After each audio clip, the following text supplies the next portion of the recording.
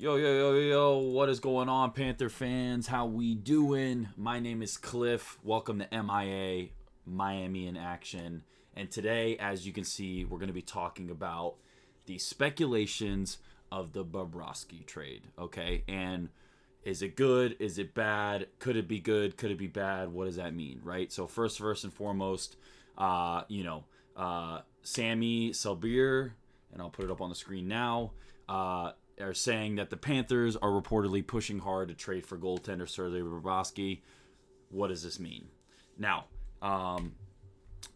so why would it possibly be a good reason to trade him? Why would it not be? You know, and honestly, this is a very 50-50 question that I'm seeing all over Twitter, right?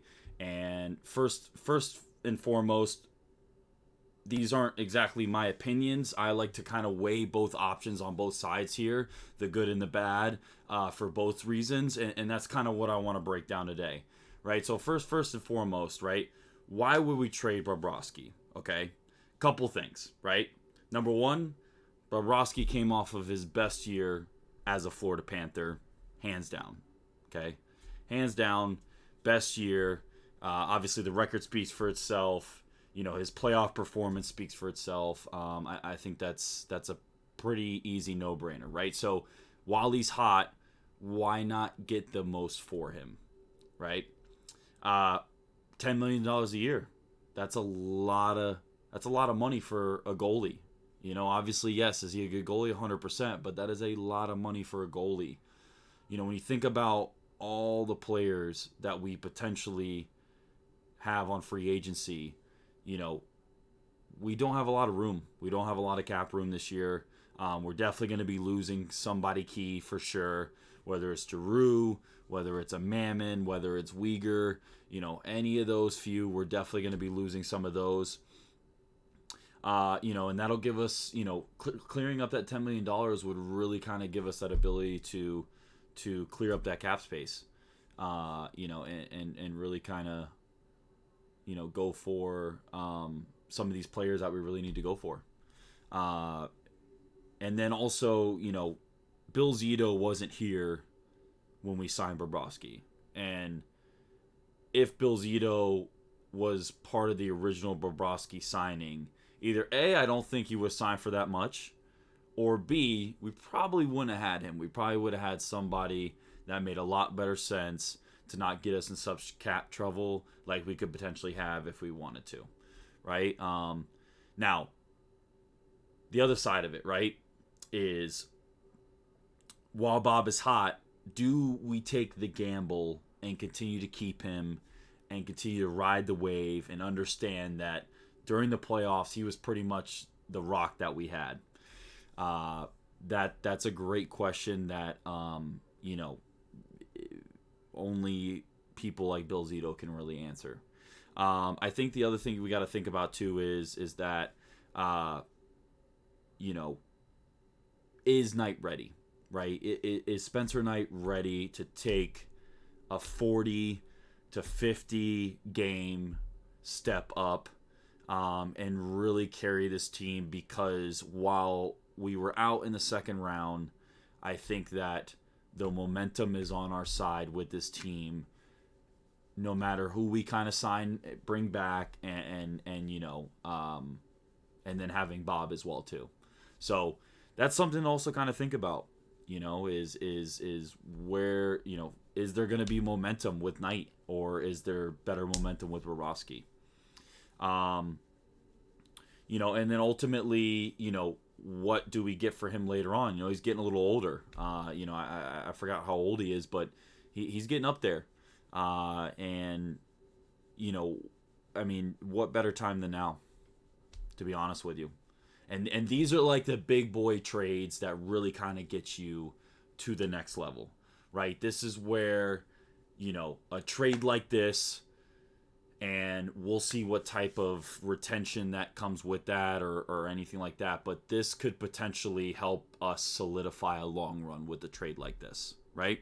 Now, the short term is the big risk, right? The short term could definitely take a step back if Knight isn't ready or doesn't make the step up that they hope they do.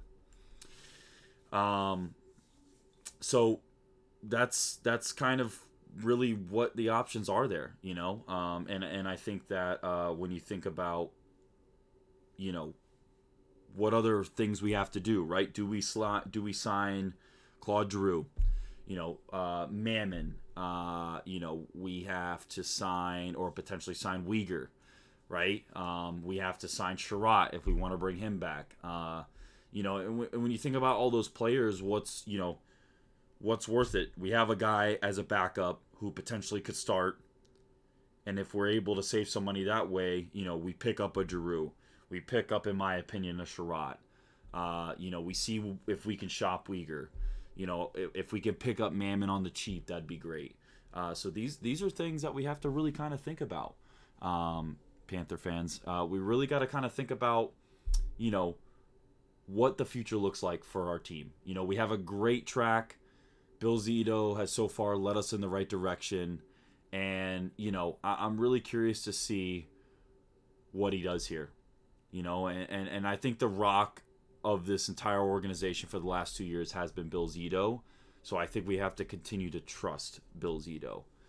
Now, the other side of this too is the coaching situation, right? So as we found out, you know, they let go of the other coaches, the assistants, right? Mackenzie Uyghur and who else did they let go? Mackenzie Uyghur and one of the other assistants. I forgot who it was, but you know, that's another thing that we, you know, are we gonna go with Trotz, right? Are we gonna push for Trotz? Apparently, people are saying that, you know, people are saying that, you know, Tortorella is going to be going to the Flyers. I've heard that. You know, I've heard a magnitude of things, but assistant coaches Ulif Samuelson and Derek McKenzie. Now, what does this mean, right? So, you know, are they gonna re-sign Bennett? Are they gonna go after a Trotz? Are they gonna go with somebody completely else? You know, these are the things that we really kind of have to see. You know, I'm very skeptical about going with Brunette based on the offseason that we had, or based on the playoffs that we had. You know, I really think that while I understand there's continuity, I think there was, just like a lot of other people were saying, I think there was a lot of misses in the coaching. You know, you think about the power play. You know, you think about the line changes. You think about, you know, potentially benching like a Uyghur when he had those mess ups during that game. You know, there's a lot to kind of think about there. And while, you know, I'm very curious to see what happens, obviously firing the assistants and not the head coach, or technically firing the interim, you know, leads me for some speculation. You know, I don't know what we're really going to do when it comes to this decision. You know, they've been keeping kind of a tight ship, not really much going on. And yeah, I mean, all we can really do is kind of just really wait and see. And I think that's kind of the bigger message in all this is we just got to be patient. Hopefully they'll be coming to a decision by, you know, maybe the end of this week. Because really we gotta start thinking about drafts, and we gotta start thinking about this and about that. And, you know, these playoffs are a good indication that you got the right coach, you got the right team. You know, you can make it. You can make it. And we really, really need to find a way to kind of up our game because Tampa slaughtered us. So I'm really, really interested to see what type of coaching decisions they make. Now, if it was my opinion, I am liking the Trotz idea. You know, to be honest with you, I understand that Coach Q, you know, had a situation, very unfortunate, but ultimately, you know, the right move was made. I'd be curious to see if he might try and come back this season. And more importantly, maybe even come back with the Panthers. That would be very interesting. Very, very interesting. But my gut tells me that it's going to be Brunette. My heart is hopeful that it is Trotz or a Q. But, you know, we'll see. We shall see. I think time will tell. And ultimately, I think the bigger issue actually is the Bobrovsky deal / potential trade.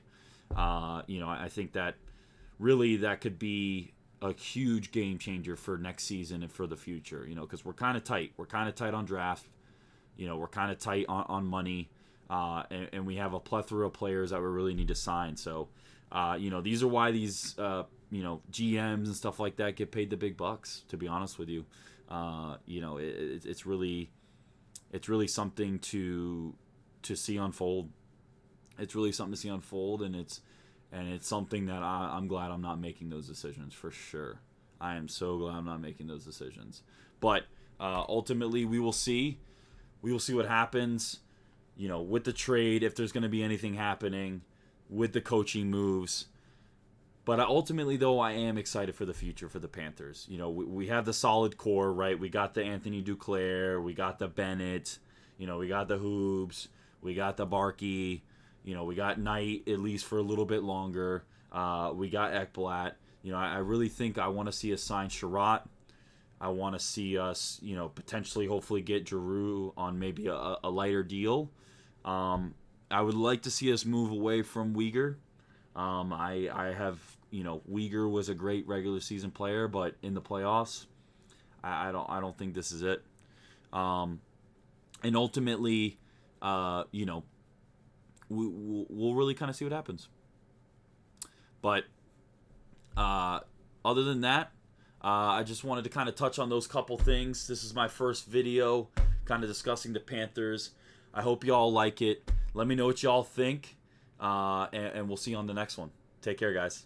Later.